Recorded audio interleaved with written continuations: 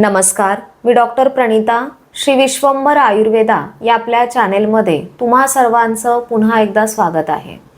ज्यांचे केस खूप जास्त प्रमाणात गळतात, केस विरळ झालेले आहेत, कपाळाजवळ किंवा मधल्या भागामध्ये केस विरळ झालेले आहेत, कमी वयामध्ये केस पांढरे होत आहेत, तर अशा केसांच्या समस्या असणाऱ्यांसाठी आजचा हा व्हिडिओ अतिशय महत्त्वाचा आहे. दररोज साधारण 50 ते 100 केस गळणं हे स्वाभाविक आहे. जुने केस जाऊन त्या ठिकाणी नवीन केस येणं ही नैसर्गिक प्रक्रिया आहे.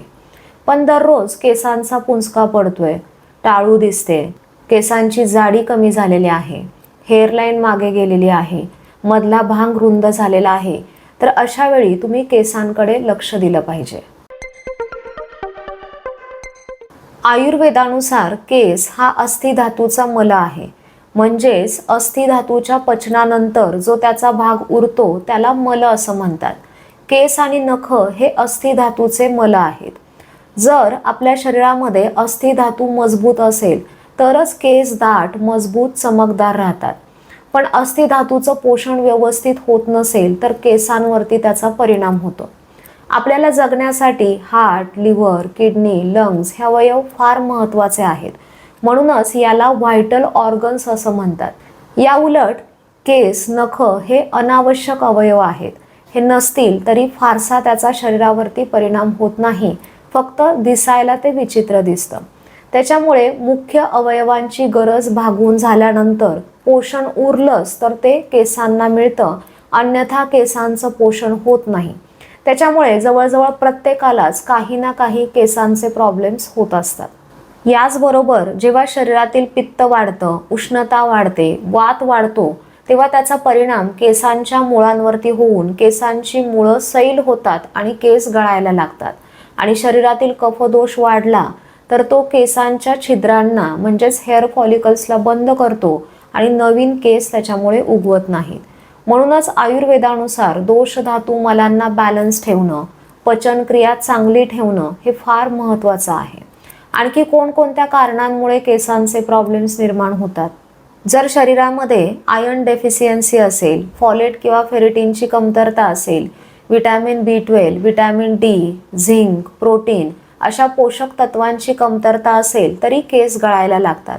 खूप जास्त मानसिक ताण असेल, स्ट्रेस, टेन्शन, एन्झायटी असेल, झोप व्यवस्थित होत नसेल, आजारपण मागे लागलेलं असेल किंवा आजारासाठी औषधं कंटिन्यू सुरूच असतील तर ह्या गोष्टींचाही हेअर सायकलवरती परिणाम होतो. थायरॉईडची समस्या असेल, जसं हायपो किंवा हायपर थायरॉइडिझममध्ये केस विरळ होणं, केस जास्त प्रमाणात गळणं ही लक्षणं दिसतात. त्यानंतर इतर हार्मोनल चेंजेस असतील, जसं महिलांमध्ये प्रेग्नेन्सी, आफ्टर प्रेग्नेन्सी किंवा मेनोपॉजमध्ये भरपूर हार्मोनल चेंजेस होत असतात. त्यानंतर PCOS असेल किंवा अँड्रोजन रिलेटेड हेअर लॉस असेल तर अशा हार्मोनल चेंजेसचाही केसांवरती परिणाम होतो. पुढचं कारण आहे अनुवंशिकता. जर तुमच्या आई वडिलांना किंवा त्यांच्या बाजूला असणाऱ्या इतर नातेवाईकांना केसांचे प्रॉब्लेम्स असतील तर जेनेटिक हेअर लॉस होण्याची शक्यता वाढते. जर वजन कमी करण्याच्या नादात क्रॅश डायटिंग तुम्ही करत असाल तर न्यूट्रिशनच्या कमतरतेमुळेही केस गळायला लागतात. त्यानंतर चुकीचं हेअर केअर रुटीन तुमचं असेल, जसं केस खूप जास्त गरम पाण्याने धुणं, सतत हेअर ड्रायर वापरणं, स्ट्रेटनिंग करणं, केसांना कलर करणं, ब्लीच करणं, केसांवरती सतत केमिकल्सचा प्रयोग करणं, केस खूप घट्ट बांधणं, केसांना तेल न वापरता केस चिकट होऊ नयेत म्हणून वेगवेगळे हेअर सिरम वापरणं किंवा वासाचे तेलं, शॅम्पू वापरणं, तर ह्या गोष्टींचा केसांवरती विचित्र परिणाम होतो आणि केसांचे प्रॉब्लेम्स सुरू व्हायला लागतात. त्यानंतर केसांशी किंवा टाळूशी रिलेटेड काही प्रॉब्लेम्स तुम्हाला असतील, म्हणजेच dandruff, psoriasis, scalp inflammation, scalp infection, dermatitis, तर अशा प्रॉब्लेम्समुळेही केसांच्या समस्या निर्माण होऊ शकतात. केसांना काळा तपकिरी रंग देणारे पिगमेंट म्हणजेच मेलॅनिन. हेअर फॉलिकल्समधील पिगमेंट प्रोड्युसिंग सेलचं फंक्शन कमी झाल्यानंतर हळूहळू केस पांढरे व्हायला लागतात आणि मेलॅनोसाइट ॲक्टिव्हिटी वाढत्या वयानुसार कमी होते. त्याच्यामुळे वय वाढल्यानंतर केसांचा पांढरेपणाही वाढतो.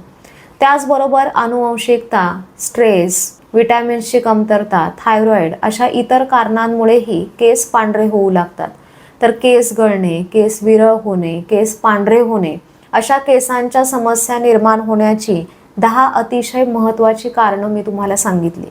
जर तुम्ही ह्या कारणांकडे व्यवस्थित लक्ष दिलं, ही कारणं दूर केली, तर केसांचे प्रॉब्लेम्सही हळूहळू कमी व्हायला लागतात. जर आपलं शरीर आतून निरोगी असेल, आपण हेल्दी असेल, तर आपल्या केसांचं आरोग्यही चांगलं राहतं. पण शिरोअभ्यंग म्हणजेच केसांना तेल लावणे हा केसांच्या आणि टाळूच्या आरोग्यासाठीचा आणखी एक महत्त्वाचा बाह्य उपचार आहे. कित्येक पेशंट क्लिनिकमध्ये आल्यानंतर असं सांगतात की डॉक्टरांनी आम्हाला केसांना तेलच लावू नका असं सांगितलेलं आहे. पण केसांना तेल केव्हा लावायचं नाही तेही लक्षात घ्या. जेव्हा टाळू खूप जास्त तेलकट असते, डोक्यामध्ये कोंडा असतो, खाज असते, इन्फेक्शन असतं, हेअर फॉलिकलला सूज आलेली असते, डोक्यामध्ये पुरळ आलेली असतात, पूयुक्त दाणे असतात, तुम्ही बाहेर धुळीमध्ये प्रदूषणामध्ये फिरताय तर ती घाण केसांना चिकटते. तेल लावल्यानंतर आग, खाज, लालसरपणा वाढत असेल तर अशा वेळी केसांना तेल लावू नका. पण डोक्यामध्ये, केसामध्ये कोरडेपणा भरपूर वाढलेला आहे, मानसिक ताण भरपूर आहे, थकवा आहे, झोपेचे प्रॉब्लेम्स आहेत, तर अशा वेळी थोडंसं तेल कोमट करून ते केसांच्या मुळांना हलक्या हाताने लावा. कमीत कमी 5 ते 10 मिनिटं स्काल्प मसाज करा. याने केसांना मऊपणा येतो, नॅचरली कंडिशनिंग इफेक्ट त्यांना मिळतो, तिथला रक्तप्रवाह सुधारतो, वात कमी होतो, रिलॅक्सेशनमुळे मन शांत होतं आणि झोपही छान लागते. त्याच्यामुळे फार पचपच, जास्त प्रमाणात तेल न लावता योग्य प्रमाणात म्हणजेच आठवड्यातून 2 ते 3 वेळा रात्री झोपताना केसांना तेल लावा आणि सकाळी केस धुवून टाका. किंवा इतर वेळी केसांना तुम्ही कमीत कमी 1-2 तास तेल लावून ठेवा आणि नंतर हेअर वॉश करा. केसांसाठी कोणती तेलं वापरायची, तर लाकडी घाण्याची जी ओरिजिनल तेलं मिळतात ती तुम्ही केसांसाठी वापरू शकता. प्रत्येक भागानुसार वेगवेगळी तेलं वापरतात. जसं काही भागामध्ये तिळतेल वापरतात, काही भागात खोबरेल तेल, मोहरीचं तेल वापरतात. तर आपापल्या भागानुसार आपल्याला सूट होतील अशी तेलं तुम्ही केसांसाठी वापरू शकता. ह्या तेलामध्ये थोडंसं एरंड तेल घालून ते तुम्ही केसांना लावू शकता. एरंड तेल केसांसाठी कसं फायदेशीर आहे याविषयीचा सविस्तर व्हिडिओ आपल्या चॅनेलवरचा तुम्ही पाहू शकता. त्यानंतर केसांच्या तक्रारीसाठी अतिशय महत्त्वाच्या असणाऱ्या 10 गोष्टी कोणत्या, त्या 10 महत्त्वाच्या गोष्टींपासून आपण आपल्या क्लिनिकमध्ये आपल्या पेशंटसाठी ऑनियन आमला हेअर ऑइल कसं बनवतो याविषयीचा सविस्तर व्हिडिओ आपल्या चॅनेलवरचा तुम्ही पाहू शकता. हे ऑनियन आमला हेअर ऑइल वापरल्यानंतर याचे फार उत्कृष्ट रिझल्ट्स आपल्या पेशंटमध्ये बघायला मिळालेले आहेत. त्याच्यामुळे अशा प्रकारची तेलं तुम्ही वापरू शकता. त्वचेचं आणि केसांचं आरोग्य चांगलं ठेवण्यासाठी दररोज 1 ते 2 चमचे पंपकिन सीड्स तुमच्या खाण्यात ठेवा. पंपकिन सीड्समध्ये भरपूर प्रमाणात antioxidants, vitamin E, iron, calcium, magnesium, zinc असे पोषक घटक आहेत. त्याच्यामुळे न्यूट्रिशनची कमतरता होत नाहीत. मेंटल हेल्थसाठी पंपकिन सीड्स चांगले आहेत. ह्या स्निग्ध गुणाच्या आहेत, वातशामक आहेत, हाडांची घनता वाढवतात, अस्थि पोषक आहेत. त्याच्यामुळे केसांच्या आरोग्यासाठी पंपकिन सीड्स टॉनिक प्रमाणे काम करतात. त्यानंतर माका म्हणजेच भृंगराज, म्हणजेच भुंग्याच्या रंगाप्रमाणे आकर्षक केस बनवणारा तो भृंगराज. केशराज, केशाली, केशंगणा, केश्य, मार्कव म्हणजेच केसांचा पांढरेपणा दूर करणारा असे केसांवरून माक्याला भरपूर पर्याय आलेले आहेत.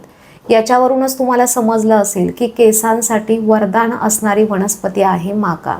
तुम्ही माक्याचं चूर्ण किंवा माक्याचा स्वरस पोटातून औषध म्हणून घेऊ शकता किंवा वेगवेगळी केश तेलं बनवताना त्याच्यामध्ये माक्याचा वापर करू शकता किंवा हेअर पॅकमध्ये माका वापरून तो हेअर पॅक तुम्ही केसांना लावू शकता.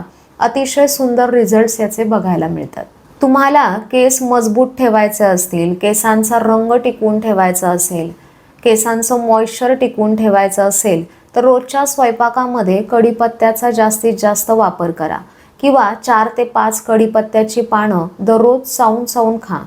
कढीपत्त्यामध्ये vitamin, protein, amino acid, alkaloids, antioxidants, calcium, iron, beta carotene यासारखी पोषक तत्व आहेत. त्याच्यामुळे केसांचं मुळापासून पोषण होतं. तुम्ही आठवड्यातून 3 ते 4 वेळा अर्धा ते 1 चमचा मेथीचे दाणे 1 ग्लासभर पाण्यामध्ये रात्री भिजत घाला आणि दुसऱ्या दिवशी सकाळी त्या मेथीच्या बियांचं पाणी प्या आणि त्या मेथीच्या बियाही चावून चावून खा. मेथीच्या बिया स्निग्ध गुणाच्या, वातशामक आहेत, आपले हार्मोन्स बॅलन्स ठेवतात. मेथीच्या बियांमध्ये प्रोटीन, मिनरल्स, विटॅमिन्स आहेत. अँटीऑक्सिडंट, अँटीफंगल प्रॉपर्टीज याच्यामध्ये आहेत. मेथीच्या बियांना कॉड लिव्हर ऑइलचं स्थान दिलेलं आहे. त्याच्यामुळे आपल्या हाडांचं पोषण होतं, वात शरीरातला कमी होतो आणि केसांचं आरोग्य चांगलं राहतं. त्याच्यामुळे खूप जास्त हेअरफॉल असेल, केस विरळ होत असतील, केस लवकर पांढरे होत असतील किंवा बाकी केसांच्या समस्या असतील, तर ज्या कारणांमुळे केसांच्या समस्या निर्माण होतात त्या कारणांकडे व्यवस्थित लक्ष द्या, ती कारणं दूर करा. त्यानंतर आपलं शरीर आतून निरोगी कसं राहील याच्याकडे लक्ष द्या. शिरोअभ्यंगासारखे बाह्य उपचार करायला लागा आणि आत्ता सांगितलेले सोपे घरगुती उपाय करा. नक्कीच केसांचे प्रॉब्लेम्स दूर होतील. पण सर्व उपाय करूनही फरक पडत नसेल तर चांगल्या वैद्यांकडून पोटातून औषधं घ्या आणि पंचकर्मासारख्या काही उपचारांची गरज असेल तर ते देखील तुम्ही वैद्यांच्या सल्ल्याने करून घेऊ शकता. केसांच्या तक्रारी नक्कीच दूर होतील. तर हा व्हिडिओ तुम्हाला कसा वाटला ते कमेंट करून सांगा. ह्या व्हिडिओविषयी काही शंका तुमच्या मनामध्ये असतील तर त्या देखील कमेंट करून नक्की विचारा. पुन्हा भेटूयात नवीन टॉपिकसोबत नवीन व्हिडिओमध्ये. तोपर्यंत धन्यवाद.